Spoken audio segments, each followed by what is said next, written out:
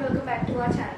So in our channel today we are going to be having a brief discussion about antibodies. Okay, so we are going to discuss what are antibodies, we are going to see the structure of an antibody, and also we are going to be studying much more in detail about the antigens and also about class, what does class MHC1, what does class MH2 mean. Okay, so first of all let us start our discussion about antibody. Okay, so whenever I am using this word antibody, so what do I actually mean? Alright, so if you see whatever disease and body is going to encounter, okay, whatever disease, whatever kind of pathogen the body is going to encounter, okay, so that, most of the disease we come across so many diseases, right? But not all of them are going to be affecting us. Okay, there are some diseases which are going to enter our body and then they are just going to be vanished like something. Okay, only a few of them will affect us. So what are happening to those diseases which are being vanished? How exactly are they being vanished? Okay, so by the generation of these antibodies, some of the diseases, some of the pathogens are getting killed in our body. Okay, whereas some which are being escaped from this, this antibody reaction, whereas some which are being escaped, now those are going to affect us and eventually we are facing the symptoms and the particular diseases. And also if you see fever is a favorable adaptation of our immune system. So okay, so fever is something which we get during this action, action of the antibody, the immunity along with the pathogens. During these actions, we are getting this fever, okay, which will be suppressed by the suppressor T cells. Okay, so after studying all those only, we will be coming into this antibody, which is a part of acquired immunity. We have completed that, and then we are coming to antibodies, right? We are also going to be studying about vaccination, immunization. All right. So we would have already seen the mechanism, everything about the T cells, about the suppressor T cells, T helper cells, everything we would have completed, and then we are seeing here. Okay, so about the antibodies. So if you see, they are the glycoprotein molecules. So antibodies are the glycoprotein molecules. Okay, and also right, the alpha globulin, the beta, the immunoglobulin. Okay, in that specifically, this one is the gamma globulin. Okay, antibodies are the gamma globulin.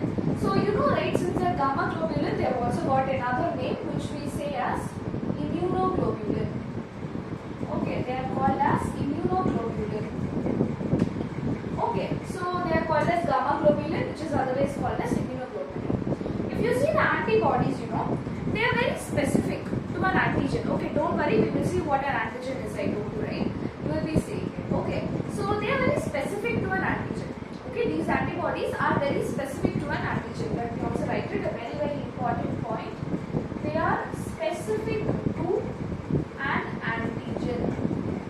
So these antibodies are very specific to the antigen. Hope the board is actually clear. Okay, so if you see in this body, in our human body, okay, we find many types of antibodies. Okay, we find two types of common antibodies. Generally, we find the membrane-bound antibodies. We find the membrane-bound antibodies. Okay, this is one type which we find, and then we also find the circulating antibodies.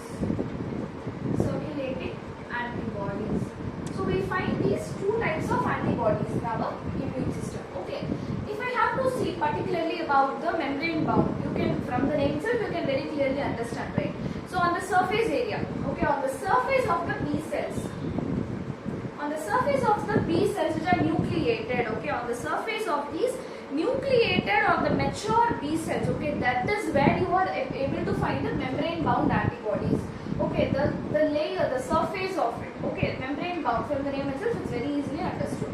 Circulating means they are not found particularly, they just keep circulating. Okay, so they are circulated in the body fluid. So they are circulated in the body fluid. Okay, so what is this body fluid? Body fluid means nothing. The fluid which is secreted by the plasma cells. The fluid that is secreted from the plasma cells. Okay, they are found circulating. These circulating antibodies are found circulating on this body fluid, which is nothing but which is secreted from the plasma cells. Okay, so this is the introduction about the antibody. Okay, now we have something to discuss about the structure. Okay, so before we move forward, I would like to give few points. Like this person called Rodney Porter. Okay, Rodney Porter, what he did is that, he actually gave us a structure for an antibody. Okay, he gave like a Y-shaped structure. He gave the Y-shaped structure. Okay, so he gave this Y-shaped structure, okay, which is also denoted as H2L. Now don't worry, don't get confused, we will study about it. Okay, so as of now, these are the basic information about antibodies. Alright, so the one that you see here is the structure of an antibody. Okay, so don't get confused, don't be worried, okay, what is this, such a complicated structure? Nothing, okay, it is very, very, very simple. If you try to understand it, it is just very simple, nothing is there. Okay, so generally the very first point which we need to remember, now let me just highlight this. So you will get confused between the bond and this chains, right? So let me just highlight it. Okay. So the shaded part that you are seeing here, okay, this shaded part, okay. So the shaded part, the shaded region that you are seeing here, along with the other side, along with this side, okay, the same region we call it as a heavy chain. Okay, this region, the shaded part, on both the sides, the shaded part is called as heavy chain. Okay, these parts are called as heavy chain.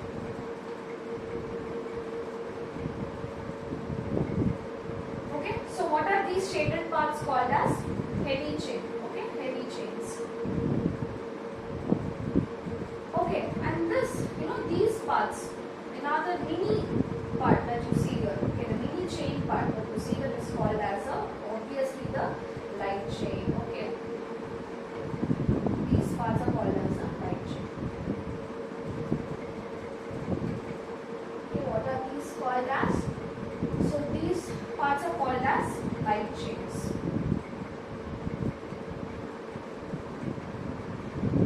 Alright.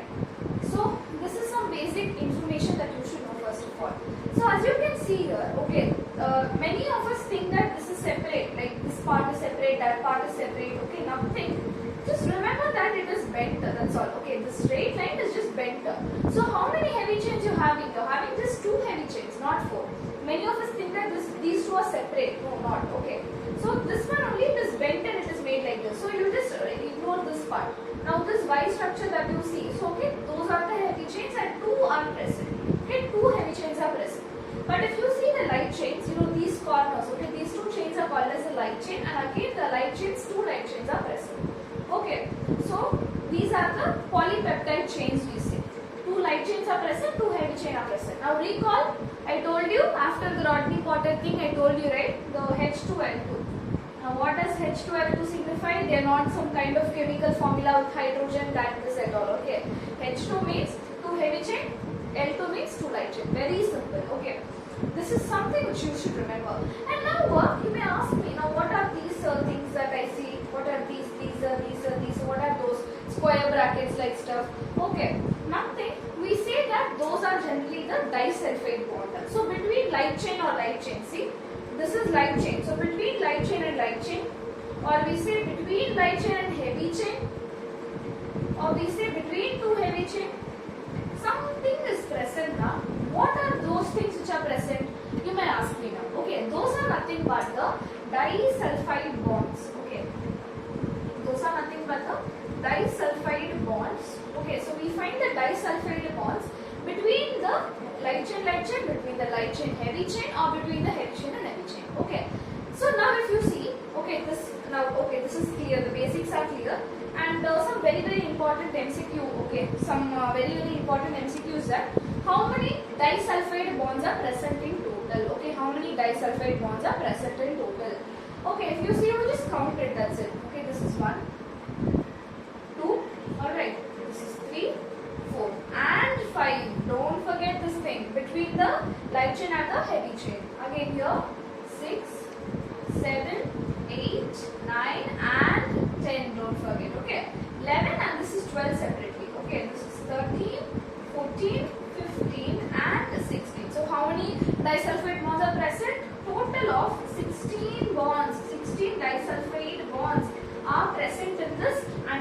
structure. Okay. Okay, now another important question. How many bonds between heavy chain and heavy chain? Okay.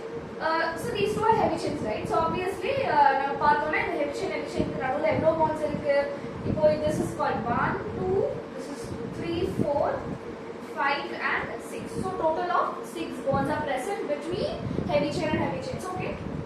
There are 6 bonds. Light chain and heavy chain. Okay. If you see now, this is light chain, this is heavy chain. So how many bonds are present? Only one bond in one side. So you just write, if they will ask you the question, between light and heavy bond in one side, okay, means 1. If they are not giving any side, means 2. Okay, so 2 side of light and light, if you see, okay, 1, 2, 3, 4. One side means it will be 2, 2 side means it will be 4. Okay, so these are some basic information which we should know. And additional to that, from the NEET point of view, if you want to know few information, then you can remember that these end parts, okay, these parts are called as variable fragments. Okay, variable fragments.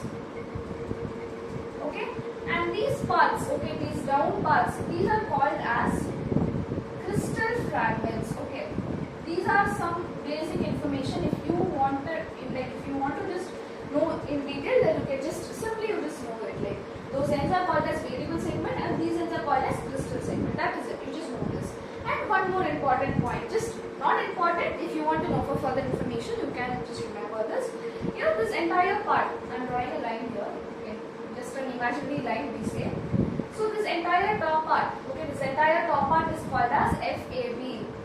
FAB. The entire top part is called as FAB structure, and the down part, the entire down part, it is called as F crystal structure. FC, that's it. F crystal structure. Okay, that top part is FAB structure, and the entire down the stem part is F crystalline structure. Okay, so that's it. This is it about the antibodies. And if we discuss about antigens, okay, antigens, nothing is there. It's actually very simple.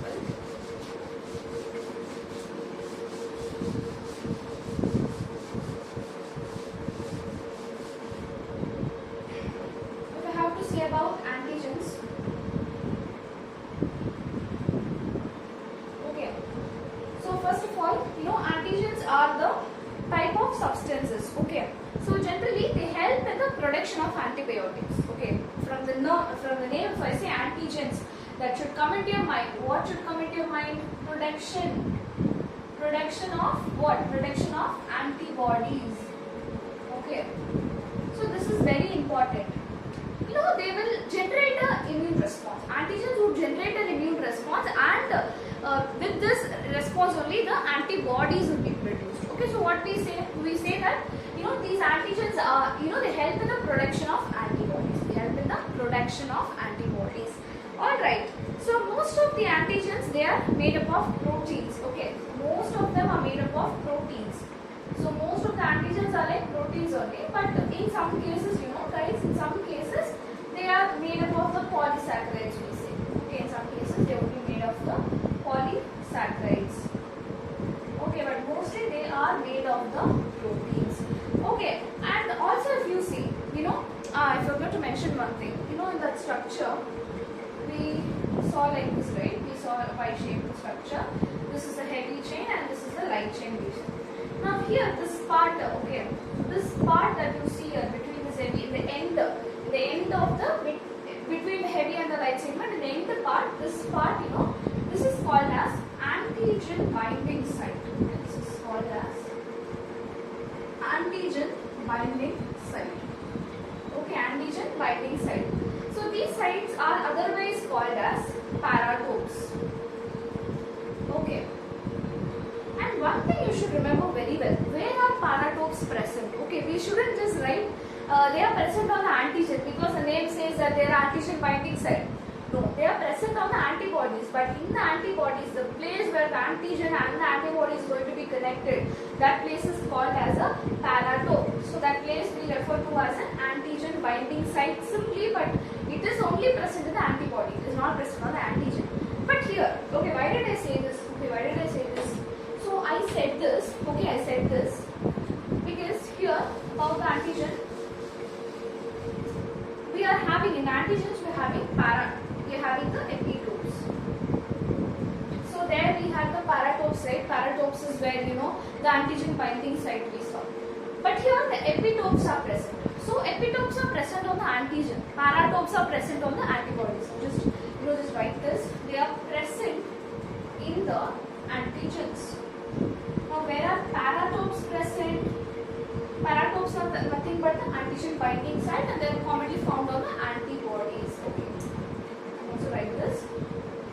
Paratopes are present in the antibodies. Now these points are very, very important that we should know this. Okay. Alright, so that's it about antigen, nothing much. You should know about the epitopes, okay, and you should also know about what they do. They help in the production of antibodies, and also help in the stimulation of it. Okay, so then we say, whenever a pathogen, okay, we know that the macrophages, what are macrophages, right? So they are the phagocytic cells. So what is phagocytic? They just engulf it. They engulf whatever pathogen comes in, right? The neutrophils, the mast cells, the macrophages. These are some kind of, the phagocytic cells, right? And these phagocytic cells, they would just engulf whatever pathogen or unwanted bacterium is going to enter. They will be just engulfing it. Okay. So macrophages is also some type of, phagocytic agent. So this macrophages, whenever it is going to consume or it is going to take in the pathogens. Okay, what happens? Okay, so it is going to just swallow them. It's going to break down. The pathogens are going to break down. Okay, so they are going to be broken down by some enzymes. Some specific enzymes are there. Okay, and these enzymes, how is suddenly enzyme is coming to action? You can ask me. So there are lysosomes present, right? So there are lysosomes present, and these lysosomes are secreting specific enzymes, okay, which are breaking down these pathogens. I'm just going to tell you, as macrophages are going to swallow the pathogens are broken down by specific enzymes which are secreted by the lysosomes. Okay, so as they're broken down into small pieces, those pieces are the broken pieces are nothing but the epitopes. That's it, simple, right? We understand it. So the pathogen itself is converted into a antigen determinant. That's it. It's very simple. Okay. Now these the broken pieces are nothing but what? The broken pieces are nothing but the epitopes.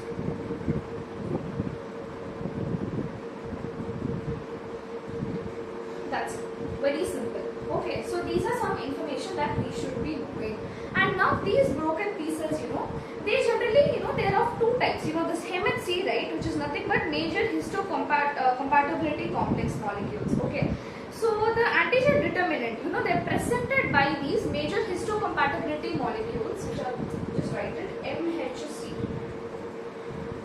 Major histocompatibility molecules.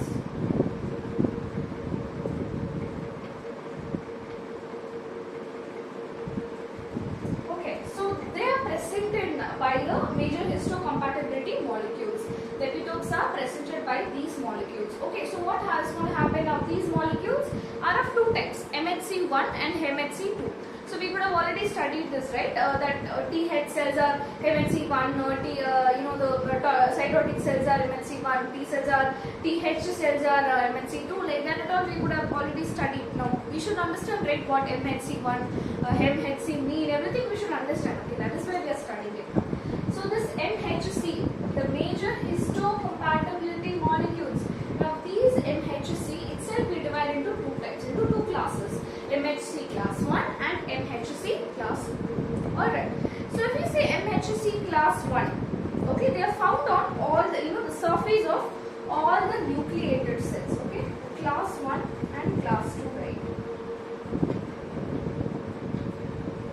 Class 1, I hope it is visible, class 1 they are found on the surface of all the nucleated cells, okay.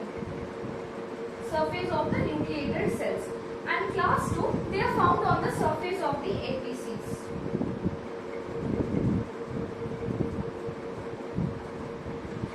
Okay, that's it.